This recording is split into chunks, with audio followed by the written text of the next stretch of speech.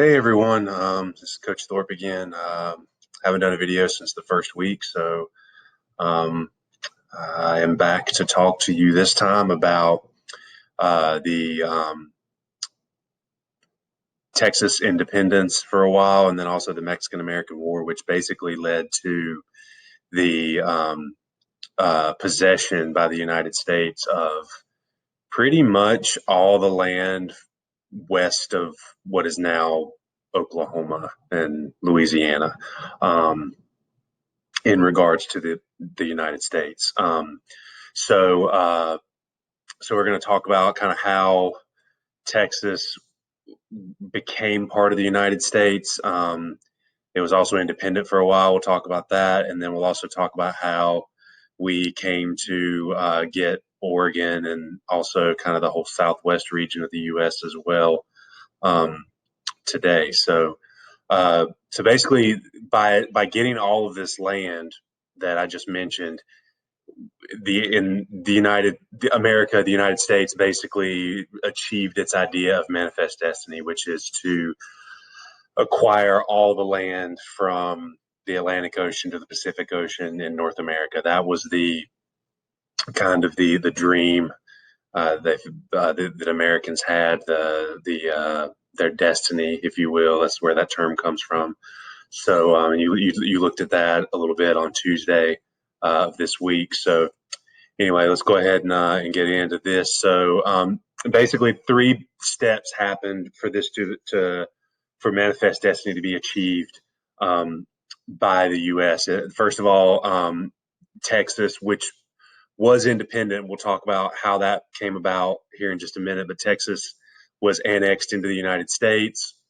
Oregon, the Oregon Territory, was basically claimed by the United States and a compromise with Britain or with England, and then the Mexican American War resulted in the gaining of all the territory in that orange area there on the image, uh, which sometimes gets referred to as the Mexican Cession. Which is land that was ceded to the United States following the surrender of Mexico in the Mexican American War. So, like I said, we'll get into all that. So, essentially, all this started in the 1820s when Mexico was granted independence from Spain. Um, and so once Mexico gained independence from Spain, they were trying to kind of jumpstart their economy and uh, kind of, you know,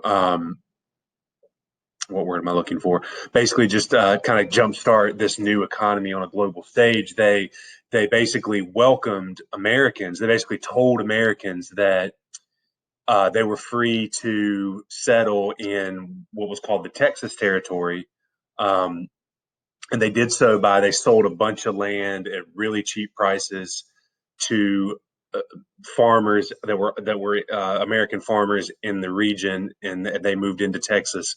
And then a lot of those farmers also started splitting up the land and selling it themselves pretty cheap as well. Probably the most famous of these was Stephen F. Austin, which Stephen F. Austin is a Stephen F. Austin University in Texas now. But he was one of those wealthy farmers that was granted land by the Mexican government, and then he turned around and sold that land and helped him gain fame and fortune because of that. But here's the thing about this area: as these American settlers started to move into the region of Texas, they had been told they could do that uh, as long as they integrated into basically Mexican society and followed Mexican laws. Um, in other words, Mexico wanted them to convert to Catholicism because Mexico was a Catholic nation, or at least had established Catholicism as the kind of national religion.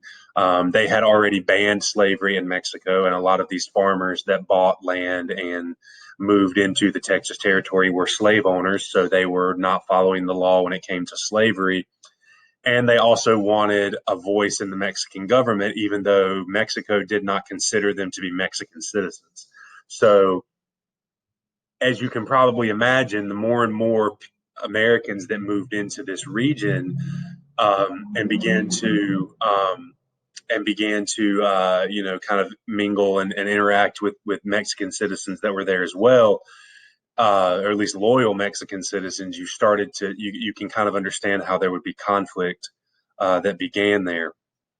By the time 1834 rolls around, the Mexican president at the time, Santa Anna, he began to view these white Americans, these Anglos as they were called by the Mexican government. He viewed them as threats. He viewed them as uh, basically possible trouble, and he actually had a lot of them, including Stephen F. Austin, arrested, and began to kind of crack down on these settlers following Mexican laws.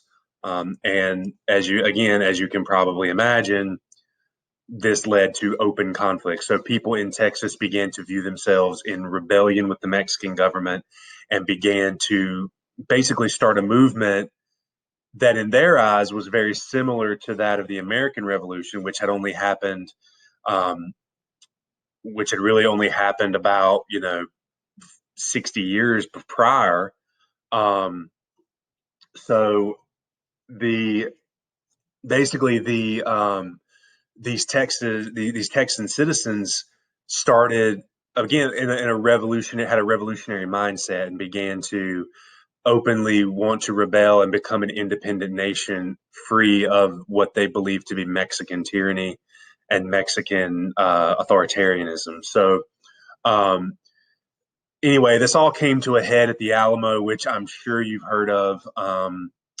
There was this tiny little fort near San Antonio, Texas, and basically it was this, you know, almost 2 week long battle where these Texas citizens were vastly outnumbered by Santa Anna and Mexican forces, and they kept fighting and kept fighting and kept fighting. But eventually, they were overrun and killed by Mexican soldiers. And the Alamo at the time became, or after that, became a rallying cry. Remember the Alamo. Obviously, if you know anything about American history, you've probably heard that before. But so the Alamo became an inspiration to those Texan citizens who were fighting against the Mexican government, and they viewed it as almost like a rallying cry, much like, again, if we're trying to compare like the American Revolution to this, it would be how early fights, they would try to remember things like the Boston Massacre and the taxes and all that stuff. I'm not trying to say they're the exact same scenario or situation, because they're not, but the Alamo kind of became a rallying cry of these Texas soldiers. Here's just a couple of drawings and paintings. Davy Crockett, famous American, lost his life at the Alamo. Jim Bowie as well. Again, they held off these Mexican soldiers for a while, but eventually were either burned alive, or if they were captured, they were eventually executed. Um, so anyway, the following the Alamo, Texans fought back against the Mexican government and eventually did defeat the Mexican government, and won their independence in the Battle of San Jacinto in 1836, and eventually Texas was given its independence. And for a while, they operated as as an independent state. So again, if you look down here, so let me circle this. So this area here, which is basically East Texas now, this was the Republic of Texas.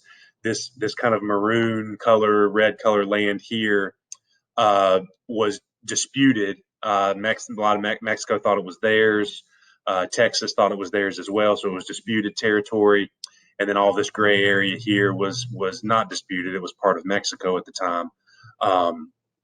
But so after war for Texas independence, that gray area there was its own independent nation. So they operated as an independent nation for really almost 9 years, although it's not.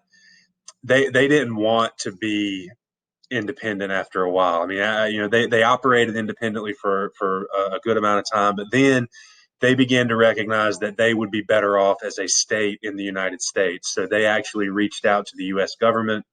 Sam Houston and other members of Texas government reached out to the United States and said, "Hey, we want to be a state, and we want to be a state um, that is allowed to have slaves." They wanted to be a slave state because a lot of the farmers there had already set up their ranches and things like that with slave labor. So they reached out. They wanted to be admitted to the Union, but unfortunately, the U.S. government looked at them and said, "We can't do that because if you remember back to how we talked about the Missouri Compromise the last time I did a video, it was." Anytime a state was added, it would have disrupted the balance between free and slave state in the Senate. So until they figured out a way to get a free state in, Texas had to remain an independent nation. And again, 1838, exactly, really only 2 years into being an independent nation, Texas actually wanted to be annexed into the United States. The United States told them, "Hey, wait, we can't do it right now, but we'll keep you in mind." And like I said, eventually they were admitted, but it really was after a couple of other things happened. So we'll come back to Texas in just a minute. So in 1844, the election of 1844, this guy here, James K. Polk, won very narrowly won the presidency in the election of 1844. You can see the popular vote super close, but the electoral vote a little more one-sided, but still pretty close. And but James K. Polk uh, is, which by the way, from North Carolina, James K. Polk. Strangely enough, though, if you look at this map, he did not win his home state. The home state of North Carolina went to Henry Clay, so that's kind of interesting. But anyway, James K. Polk wins the election of 1844, becomes president, and one of his rallying cries while he was trying to be elected president was he wanted to claim the Oregon Territory as part of the United States.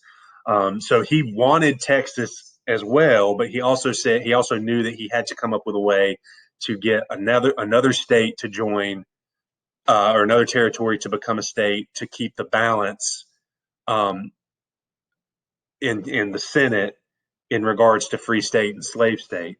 So he urged Congress to make Texas the state.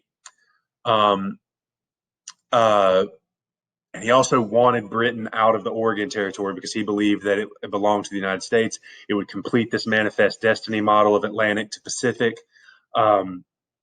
So he eventually, Congress does agree to bring in Texas as the 28th state in 1845, but he also wanted to add Oregon as a free state. However, at the time, Britain and the United States jointly occupied this area of Oregon, and in his campaign for president, one of his kind of rallying cries was 54-40 or fight, basically referring to this 54-degree 40 line that separated or the Oregon Territory from Canada. And basically, that's where he wanted the Oregon Territory to end. However, Britain and the United States eventually compromised and decided along the 49th parallel, which is, oh gosh, I can't even circle what I'm trying to, right there. And that's where, again, the 49th parallel was also the border we already had existing with Canada. So Oregon, the U.S. and the U.S. and Britain compromised. Oregon was divided along the 49th parallel, and it also was admitted as a free territory in 1846. So, so now we have the balance back, which is what Polk wanted and what the slave and free states wanted.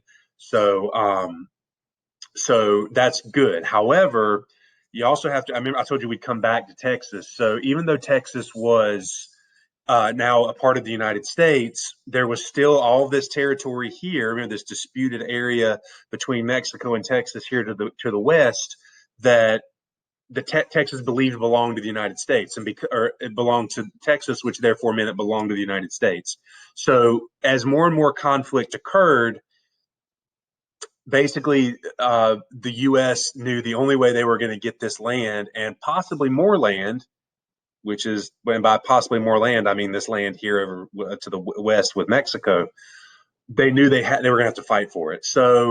Um, so as it says here, when the U.S. annexed Texas, this land claim, this land disagreement was not settled, and they knew that this dispute would eventually lead to conflict, and it led to the Mexican American War, which wasn't terribly long, but lasted a couple years. But so basically, the way that this got started, the Rio Grande River was kind of this unspoken kind of border between Texas and Mexico, and uh, Zachary Taylor, who was a general in the U.S. Army, crossed over this. Some U.S. soldiers got killed, and Taylor basically spun the tale, saying that these soldiers were killed on American soil. Mexican soldiers crossed into American territory and killed them, and that is what led to open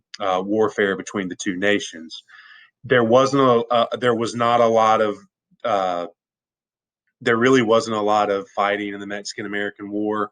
Um, Basically, Zachary Taylor, like I said, Zachary Taylor took most of the land in northern Mexico, and Winfield Scott, who had the very interesting nickname of Old Rough and Ready.